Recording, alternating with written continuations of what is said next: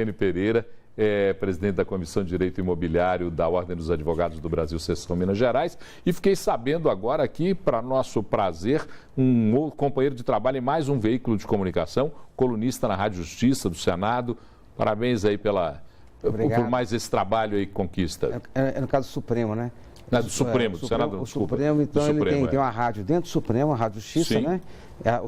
Produz programas diários. E toda terça-feira, 9h da manhã, eu estou no programa Revista Justiça, falando sobre condomínio, compra e venda, locação, enfim, questões imobiliárias. Eu fico feliz, né, Paulo, porque o Supremo divulgar na sua página, no site, né, uma coluna de um advogado, acho que isso realmente me envaidece, né? Acho que cria uma situação de credibilidade. Isso é muito bom para mim. E você é merecedor de todas essas conquistas que você tem na vida, você sabe disso. Obrigado. Aqui não tem nenhuma rasgação de seda, é só admiração pelo profissional que você é. Mas vamos falar uma coisa aqui, doutor Kênio. Eu sempre estranhei esses contratos de locação dos shoppings. Me parece que tem, de um lado, uma boca enorme, e do outro uma mão de obra que trabalha desesperadamente para sustentar essa boca enorme. Como é que é essa relação? Existe nos contratos especificada essa relação? Existe uma relação completamente desequilibrada, que você colocou bem. É o empreendedor com a boca grande, tanto é com um fato interessante, que o lojista tem uma grande ilusão, ele acha que vai ter um sucesso abrir a loja lá.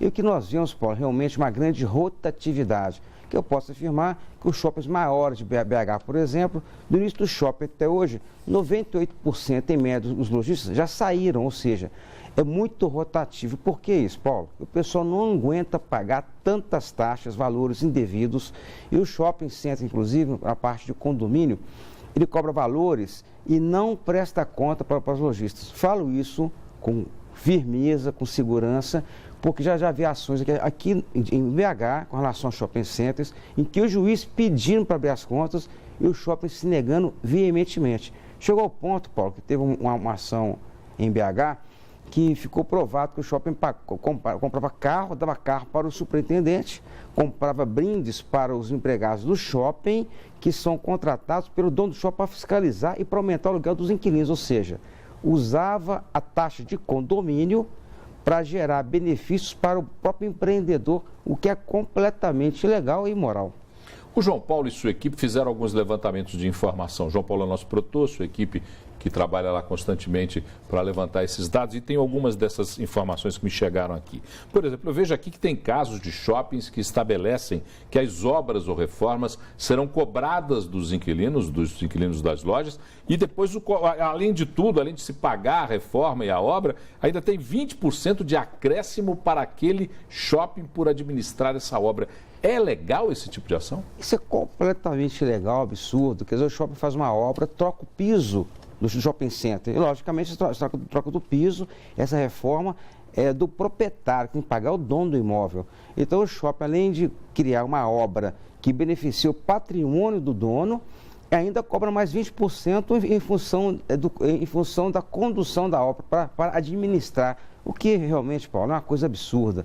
Eu fico impressionado como é que o brasileiro suporta ser lesado constantemente, como é que as pessoas são cobradas de taxas indevidas, de valores completamente absurdos e nada fazem. O pessoal tem que entender que tem lei no Brasil e o Poder Judiciário está apto a coibir esses atos, desde que o lojista, o inquilino, venha a propor a devida ação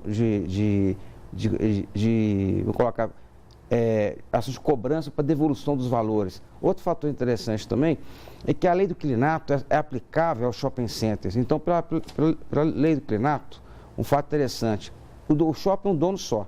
Então, essa lei determina que o dono tem que prestar contas para o lojista a cada 60 dias, ou seja, a cada 2 meses o lojista tem direito de olhar toda a documentação e ninguém faz isso. Então, quando a pessoa não faz isso, a boca grande, né, a pessoa é gananciosa, passa a cobrar valores absurdos, a ponto de chegar aqui, como colocou ali no lead da reportagem, é que as taxas de condomínio de shopping center aumentaram 3 vezes a inflação, ou seja, a inflação deu 35% e a taxa de condomínio aumentou 104%, o que vem demonstrar um abuso por parte do empreendedor.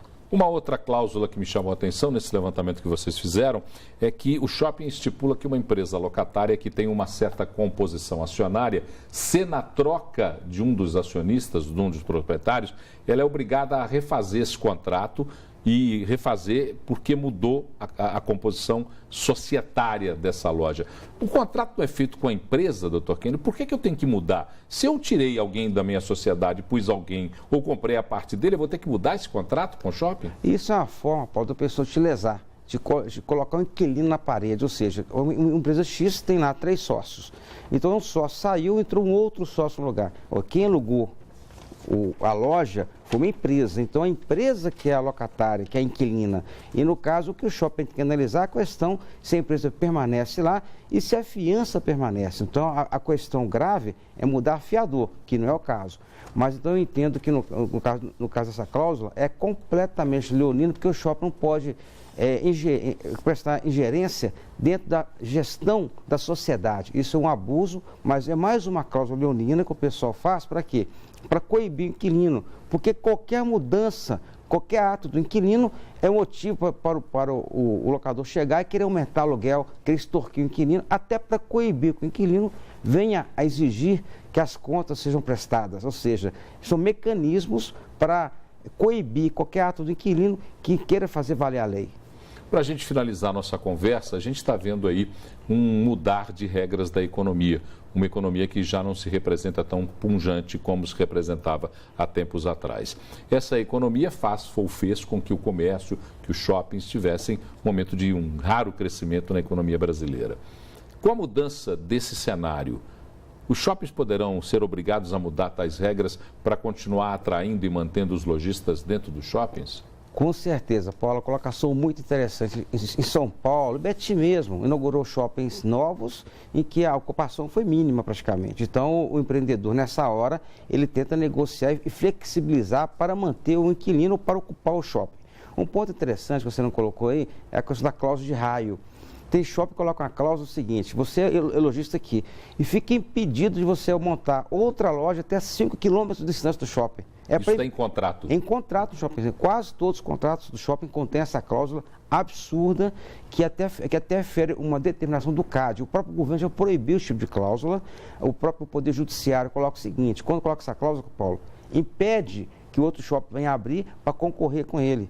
Cria uma situação de tentar fracassar qualquer crescimento de outro empreendimento no entorno dele. Outro fator interessante, que no final das contas, essa cláusula, ela lesa o consumidor, porque o consumidor passa a ter menos opções de compra de locais para vir a negociar os preços. Fere a livre concorrência. Fere a livre concorrência. O direito ao trabalho é uma cláusula realmente completamente legal. Então, eu entendo que cabe aos lojistas analisarem a lei e fazer valer o seu direito de maneira a não serem lesados de forma tão constante como vem acontecendo no dia a dia, gerando até a mudança deles e perdendo as luvas que eles pagaram.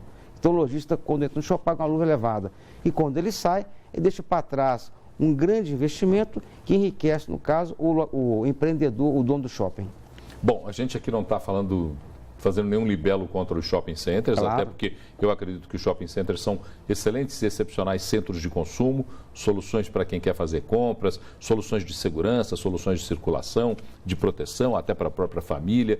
Mas é que, na verdade, como levantou o Dr. Kênio, os contratos são leoninos e desfavoráveis àqueles que querem exercer suas atividades comerciais. E com certeza cabe ao lojista negociar com o shopping para mudar essas cláusulas. Então, porque o ponto interessante, com a economia em recessão, com a abertura de mais shopping centers, então fica mais fácil para o inquilino fazer e impor também o seu direito, ou seja, tem que negociar para não ter prejuízo. Doutor Kênio, muito obrigado por sua presença aqui. Sucesso lá na Rádio Justiça.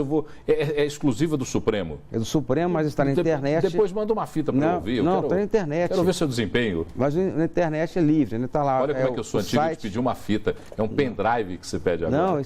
Não, mas no caso é só chegar no site do Supremo, ou então no site www.radiojustiça.jus.br. www.radiojustiça.jus.br. Então, toda terça-feira, 9h30 da manhã, estou lá ao vivo com o Pedro Beltrão e analisando questões da área imobiliária em todo o Brasil. Doutor Kênio, uma ótima Páscoa. Obrigado para todos nós. Intervalo, a gente volta já, é o último bloco do Redação BH News.